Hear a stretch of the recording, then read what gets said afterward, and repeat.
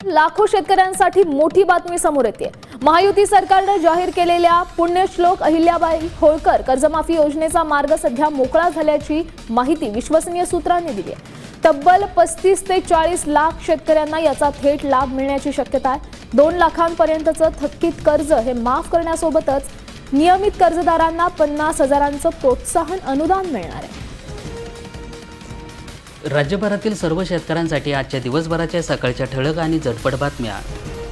35 लाख शेतकऱ्यांना मिळणार कर्जमाफीचा फायदा। सरकार 22 ते 37 हजार कोटी रुपयांचा आर्थिक भार पडणार।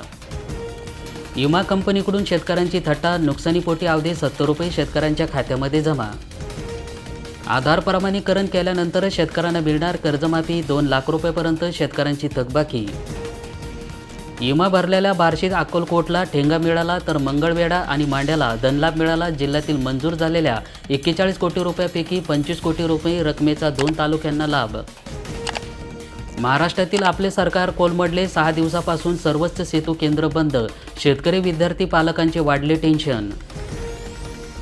जीवापाड जपलेली शेती सरकारला द्यायची तरी कशी? शेतकरी नेते संदीप माटे गावकर यांची पालकमंत्री झिरवाळ यांना उद्विग्न सवाल। शक्तीपीठ महामार्गाला तीव्र विरोध।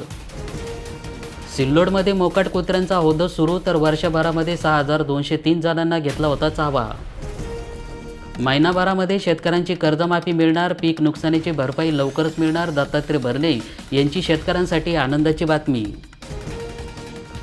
बच्चू कडूंचा मोठा निर्णय। प्रहार पक्ष विलीन झाला पण संघटना कायम असणार। कार्यकर्त्यांचा आता होणार राजकीय आणि सामाजिक विभागणी। 8 जिल्हा बँका आणि 22 सोसायट्यांना 500 कोटी रुपयांची कर्जमाफी मिळणार। राज्य सरकारने घेतला 9 वर्षापूर्वी 2017मध्ये जाहीर केलेली कर्जमाफीचा लाभ। राज्यातील 6.5 लाख शेतकऱ्यांना अद्याप मिळाला नव्हता तर आता शेतकऱ्यांना 500 कोटी रुपयापर्यंत कर्जमाफी मिळणार।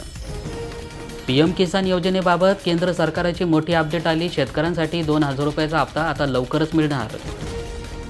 आधार प्रमाणीकरण केल्यानंतर शेतकऱ्यांची होणार कर्जमाफी। 1.5 लाख शेतकऱ्यांना 1,400 कोटी रुपयांचं कर्जमाफ। हमी भावाने हरभरा खरेदीस 15 मे पर्यंत मुदतवाढ द्या। आमदार धनंजय मुंडे यांची पणन मंत्र्याकडे मागणी करण्यात आली। कांदा बीज उत्पादकांच्या डोळ्यात पाणी। खर्च दुप्पट, उत्पन्न झाले कमी। आसमानी संकट आणि रोगांचा प्रादुर्भाव, शेतकरी अडचणीत। फुलंब्री तालुका आणि खरीप हंगाम आढावा बैठक। पीक कर्ज पीक विमा मुद्द्यावर बैठक गाजली। 3,1800 शेतकरी कर्जाच्या ओझ्याखाली। शासन निर्णयाची प्रतीक्षा। निकष आणि अटी आणि शर्तीकडे लागले सगळ्यांचे लक्ष। खरीप तोंडावर आला आणि जिल्हा बँकेमध्ये कॅशचा तुटवडा पाहायला मिळत आहे। जळगावातील शेतकरी संकटात सापडले। बँकांकडे पैसे नसल्यामुळे कर्ज वाटप ठप्प। शेतकऱ्यांना पैसे भरून सुद्धा सौर कृषी पंप नाही तर 5,000 शेतकरी प्रतीक्षामध्ये।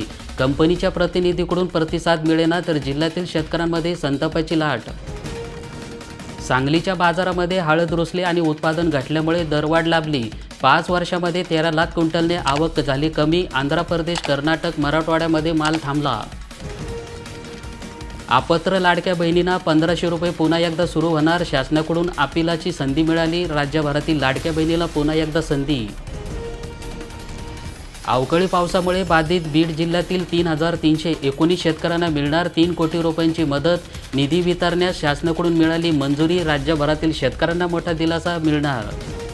9.66 लाख शेतकरी विमा भरपाईच्या अद्याप प्रतीक्षामध्ये। अतिवृष्टी 2025च्या जून ते सप्टेंबर दरम्यानचा पैसा खरीपाच्या तोंडावर शेतकऱ्यांना अजून काही मिळाला नाही। शेतकऱ्यांसाठी आनंदाची बातमी आली। कापूस 9,375 रुपयावर। मात्र दरवाढीचा फायदा फक्त व्यापाऱ्यांनाच मिळतोय। काही ठिकाणी 10,000 रुपयापर्यंत कापसाला बाजारभाव। पीक विम्याचे अवधी 6 कोटी रुपये शेतकऱ्यांच्या खात्यामध्ये जमा झाले। विमा कंपनी शेतकऱ्यांची दाद मागू देणार। सोलापूरमधील मागील खरीप हंगामातील पिकांचं विमा नुकसान भरपाई 41 कोटी 46 लाख रुपये मंजूर असले तरी शेतकऱ्यांच्या खात्यावर अवधी 6 कोटी रुपये जमा झालेले आहेत। या वर्षीचा खरीप पीक विमा महिनाभरानंतर असला तरी मागील नुकसान भरपाई खात्यावर जमा झालेली आहे। 1 महिन्यानंतर पुढील वर्षाचा खरीप हंगाम आला असताना मागील हंगामातील विम्याची नुकसान भरपाई शेतकऱ्यांना मिळू शकलेली नाही। दरम्यान पीक विम्याच्या पैशासाठी हेलपटे मारणाऱ्या गावोगावी शेतकऱ्यांच्या प्रश्नाची उत्तरं देणे कृषी खात्याला कठीण झालेलं आहे। उन्हामुळे केळी उत्पादनामध्ये घट झाली। आवक कमी झाल्याने दरवाढ। उच्च तापमान, पाणी टंचाई आणि घटलेलं उत्पादन यामुळे भावात घट। ज्याची जेवढी जमीन तेवढंच खत मिळणार, लिंकिंग आणि साठेबाजी रोखण्यासाठी शासनाचा मोठा निर्णय. सरकारने बीड जिल्ह्यातील शेतकऱ्यांना वाऱ्यावर सोडलं. शेजारच्या जिल्ह्यातील खरीप पीक विम्याचे 118 कोटी रुपये दिले. बीड जिल्ह्याला का नाही, शेतकऱ्यांचा मोठा प्रश्न.